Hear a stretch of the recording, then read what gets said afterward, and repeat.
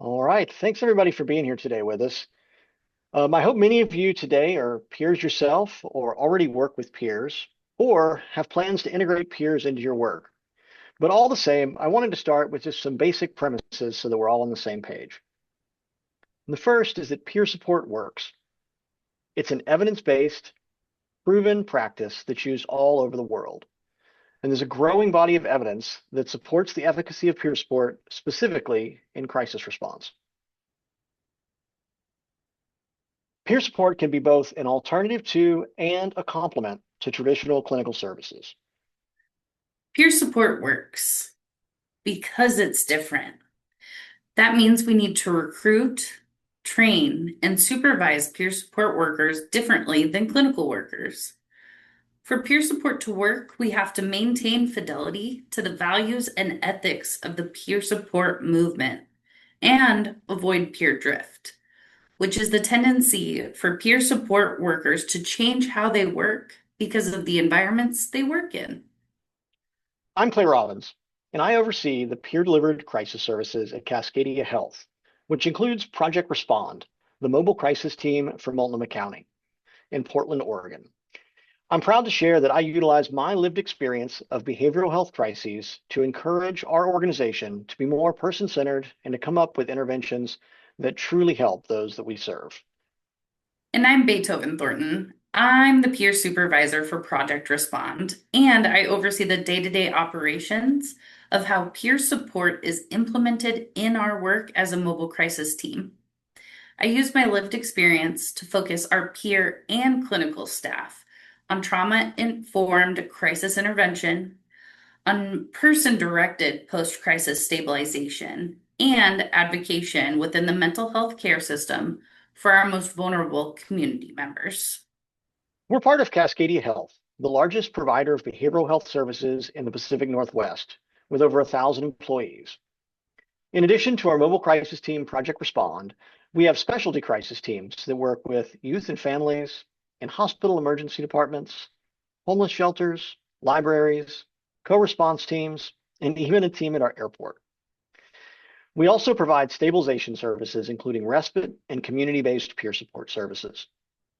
In addition to crisis services, Cascadia provides integrated team-based care outpatient services, which include primary care, mental health, peer support, substance use treatment, including medicated supported recovery, case management, supported employment, and more, all based out of 4 health centers. We also provide supported and independent housing across the Portland metro area. Project Respond is the state-mandated mobile crisis team in Portland and has been providing services to our community for over 33 years. PR was first started as an outreach team geared towards supporting people living outside in the downtown area about 25 years ago. They began providing clinical mobile crisis services under contract with the county's behavioral health division. About 10 years ago, we hired our first peer providers to provide follow-up support for those that were having difficulty moving past crisis. And this has grown into Project Belong, our post-crisis stabilization program. And most recently, 5 years ago, based on best practices outlined by SAMHSA and the National Council, we fully integrated peers so that they were part of the initial crisis response model. So we've learned a lot of lessons over this time, and today we want to give you a broad overview of 3 of these topics. First, how do you find the right peers? And what factors make a person not just a good peer, but a good crisis peer? And then once we find them, how do you train peers to do this work specifically? And last, how can we support peer providers in a way that makes this work sustainable for them? What do a barista, a bank teller, a financial consultant, a bartender, a mechanic, a classroom assistant, a veteran, a residential advocate, a firefighter, an outreach coordinator, and a senior analyst at Nike have in common? Well, they're now all amazing peer specialists on Project Respond's mobile crisis team. From these amazing team members, we've learned that specific personal characteristics are a much better indicator of success as a crisis peer than previous work experience as a peer provider. So what are those qualities? This is a small list, but it's important to highlight this because many of the skills are not ones that you would see on a list of competencies for peer support or in many job descriptions. Mobile crisis is dynamic. It's fast-paced and often ambiguous. Finding peers that can not only handle crisis work, but thrive and prefer crisis work is the real key to success and sustainability. If you distilled what we do down to its essence, we have very hard conversations with complete strangers for a living. Making sure that a person is comfortable doing this is the key to finding the right peers. It's also important to note that there are plenty of great experienced peers out there, and they might not all have those qualities on that list. Not all good peers make good crisis peers, and many find working in different environments a better fit. So how do we find these folks? Some of the things that we've found effective are using behavior-based interviewing, which could be an entire training on its own. In brief, it's about not asking, what would you do if, but rather, what did you do specifically at a time in the past? This gives you a much better picture of how a person will respond in real life.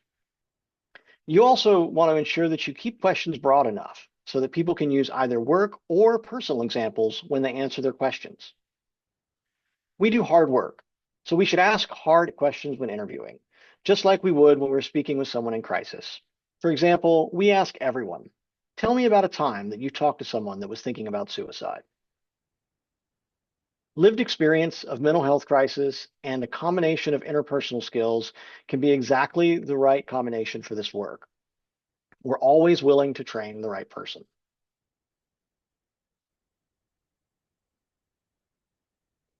We see a broad diversity of clients, so it's important to seek diversity in our team to match. Cultural diversity is important, but really that's just the beginning of what I mean by this.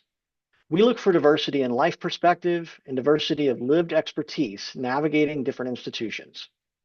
Peer support in a crisis is most effective when a person can relate quickly to someone based on more than just the crisis they're experiencing.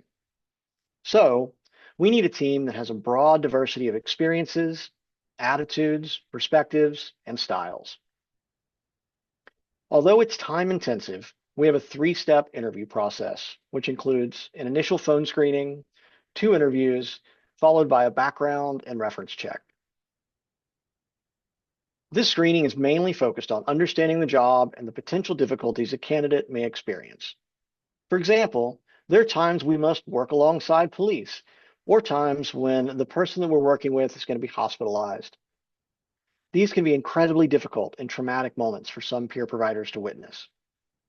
We want to make sure upfront that all applicants understand that although these situations are not common occurrences, navigating them is definitely part of the job.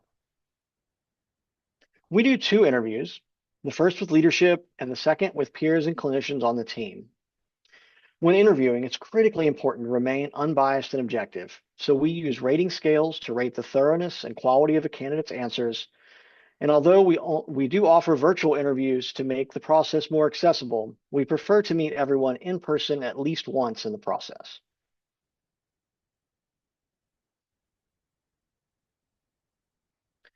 So we found them and we hired them. Now, how do we train crisis peers at Project Respond?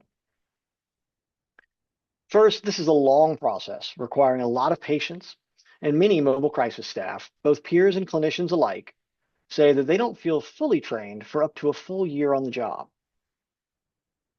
We do multimodal training, meaning that a person gets to hear it, read it, see it, do it, and get feedback on the different tasks that are part of this complex job. We start by training specifically on safety procedures, including practicing scenarios, and shadow real calls in the field before anyone is ever expected to take the lead. We always have peers train peers, and we practice partnering with our clinical staff from day one. We have both clinician and peer staff attend motivational interviewing, counseling on access to lethal means, and applied suicide intervention skills training, as these trainings are all based on clinical wisdom, but written in a common plain language that can be shared by interdisciplinary teams. Documenting with a peer lens within a clinical framework takes practice and feedback, and this is something that we specifically focus on. And then last and most important, we have weekly supervision while a person is in training. As Clay said, peers train on how to partner with clinicians from day one. This looks like a peer shadowing a peer trainer who picks a different clinician every day to partner with. New peers train and learn in teams of 3. We train peers to take the lead and to understand their clinical partners' assessments. First, peers shadow how to lead a call. Then they co-lead calls with their trainer. And last, they take the lead. And this is the longest section of their training. Peers have to know what their clinical partners do on a call and the components of their assessments. This is so that peers can step in and lead if a clinician is unable to conduct an assessment. It is crucial that peers learn their role and the role of the clinician, not only as a tool to deter peer drift, but to accommodate the unknowable that could happen on a crisis call. Peers train on what safety looks like working as a team. They learn that partners stay together. They learn verbal techniques to signal danger or communicate something important while in front of clients. And they learn that they can walk away from a call at any time. Teams always default to the person who feels least safe on a call. Nothing ever goes according to plan, but that doesn't mean you should not have a plan. So we train peers how to openly communicate with clinical staff and plan as a team before and after calls, called pre-briefs and debriefs. We pre-brief calls by discussing individual peer goals and clinical goals, our shared priorities, and safety considerations. We debrief every call every time. We talk with our partner immediately post-call, and then with a supervisor back at the office if additional support or perspective is needed. There are always things that went well and areas for improvement. And these questions look like, how did we work together as a team? How did we work with partnering agencies? Were there any safety incidents or close calls? How do we feel emotionally post-call? And did anything emotional come up during the call? These conversations allow new peers to develop rapport with teammates, familiarity with emotional and physical safety practices, and practice advocating the peer perspective while learning the clinical perspective. Peers and clinicians follow different practices, and sometimes those differences lead to disagreements.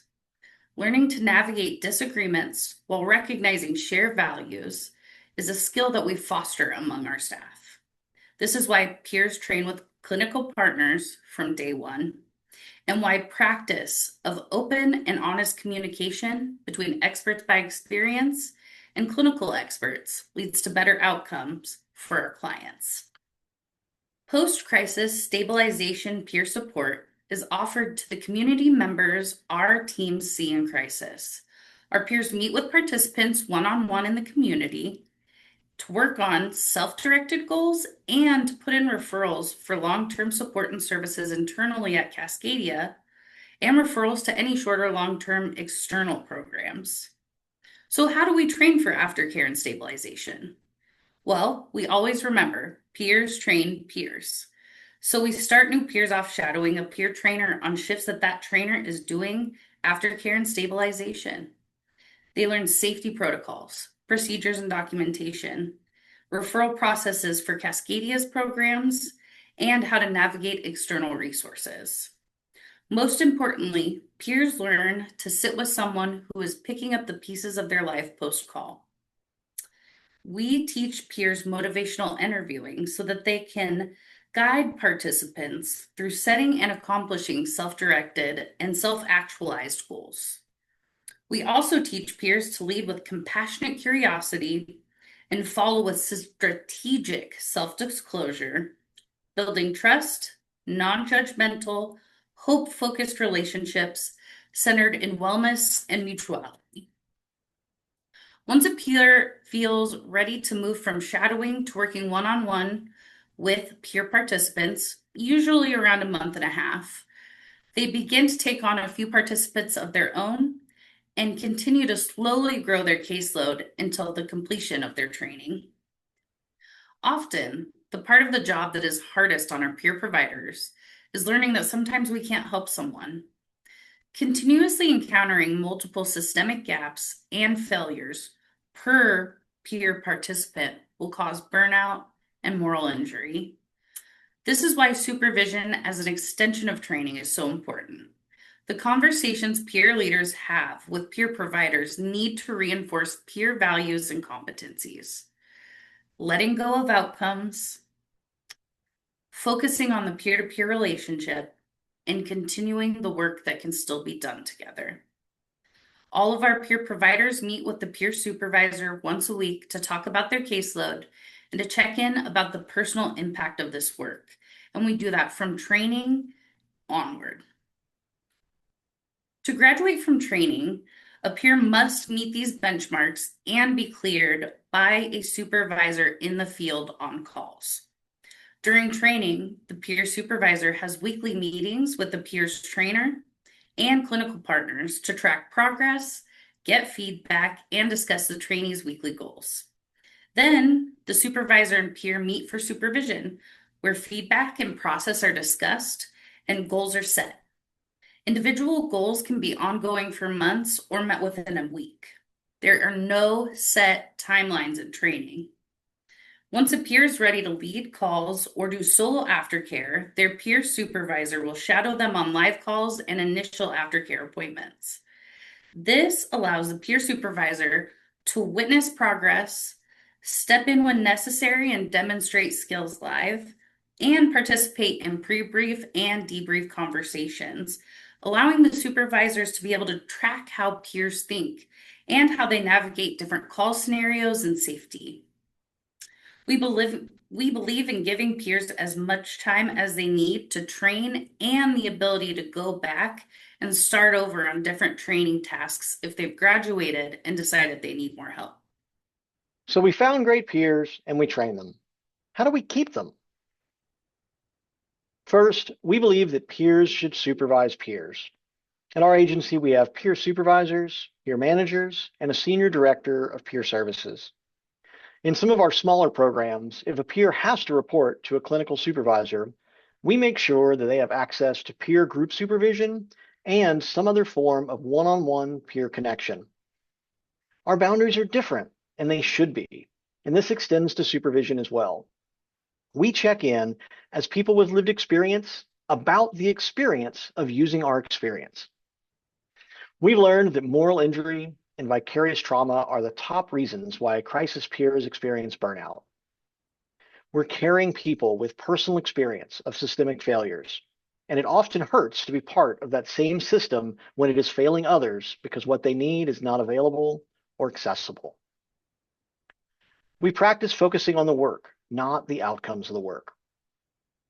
We try to foster professional development from day one and offer people options to expand their knowledge within the peer role, to train to transition to clinical roles, or to advance into leadership roles. And then finally, feedback is critically important. As leaders, we give it, we ask for it, and we model how to integrate it into our practices. Once someone completes training, we move from weekly supervisions to bi-weekly supervisions. And our supervisions are divided into 3 basic parts. First, we do check-ins. We start by asking peers how they're really doing and how they really feel about the work they're doing. We check in about emotional impacts of crisis work, including moral injury and systems fatigue.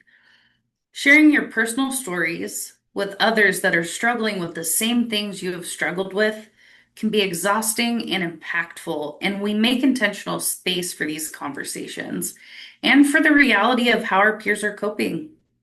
We always ask what's been going well, and similarly to how we interview with behavior-based questions, we ask staff to give recent examples of the calls that they've been on and what was effective in the field. We do the same for fieldwork that was challenging and may need improvement. We ask about safety, specifically if there was anything that made a peer feel uncomfortable or unsafe. And we deep dive into conversations about emotional safety, physical safety, safety in the office, and safety in the field. We talk about what we can do better and what we learned and will improve on next time. Supervisors do a documentation review prior to supervision and take the time to go over any relevant issues or areas for improvement. In every supervision, we talk about goals. A key point in peer retention is supporting your peers' personal and career development goals. We encourage peers to create long-term and short-term goals, ensuring staff are always working towards something. Whether it's a specific competency, training, or a project, such as developing a new resource or building a relationship with a community partner. We make space for professional development goals and support our staff in pursuing additional credentials, education, or learning leadership skills. Lastly, in supervision, we give feedback and offer support. In advance of supervision, we ask other supervisors if they have any feedback for supervisees. In supervision, we discuss this positive or growth point feedback in a strengths-based and improvement-focused way. We also solicit feedback for the team and feedback for ourselves as leaders. Again, it is crucial that we model giving, receiving, and implementing feedback, as these are great skills to have in an interdisciplinary team. At the end of supervision, we review any action steps for our supervisee, and we talk about any needs a supervisor might have for us, and what we can do to support them in the future. In closing, peer support works, and it can be helpful in ways that are not addressed by other systems. Peer support is an integral part of mobile crisis services and complements traditional clinical interventions. To avoid peer drift and help support staff retention, peers should always be trained and supervised by other peers that have done the work and understand the unique challenges of mobile crisis. Peers also need to be connected to other peers so they have the opportunity to talk about the experience of having and sharing lived experience on the job and working within a clinical framework while still holding a different perspective. Although we as leaders work very hard to find, train, and retain the right staff, at the end of the day, it's the strength and resilience of the individual team members that really makes this work. So I want to take a second and thank all of the peer providers on my teams for their courage and vulnerability that it takes to lead with some of your most difficult experiences every day with compassion and without judgment. And I want to thank all of our amazing clinical staff, many of whom have lived experience of their own that has led them to this work, for their patience and flexibility as integrating team members with different roles and perspectives can be hard. We continue to learn and grow, and without you, none of this would be possible. And then finally, I want to thank all of you who have joined us here today and for your interest in the work that we do and our perspectives. We're always interested in learning how other teams operate and about other perspectives from around the country. So if anybody is interested in connecting with us, our emails are there on the screen, and I hope that you'll reach out. We look forward to joining you in the question and answer. Thank you.